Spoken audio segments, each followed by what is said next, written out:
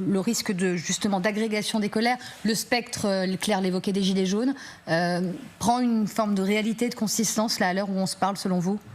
C'est une possibilité. Pour l'instant, c'est une concordance des temps. Donc, il est tout à fait possible que ça reste que ça, parce que chacun est sur... C'est très hétéroclite. Et en fait, pour en discuter, il va falloir discuter secteur par secteur. Et on ne voit pas d'ennemis communs. Mais pour le moment, disons, il y a certaines positions gouvernementales, par exemple, qui peuvent être... Donc, ça peut être l'ennemi commun. Mais en même temps, si on regarde des salariés des entreprises du privé, ils auront un autre regard. Si vous regardez, par exemple, les jours de carence des fonctionnaires, les salariés du privé sont pour. Voilà. Donc il y a encore une marge de manœuvre pour le gouvernement pour diviser.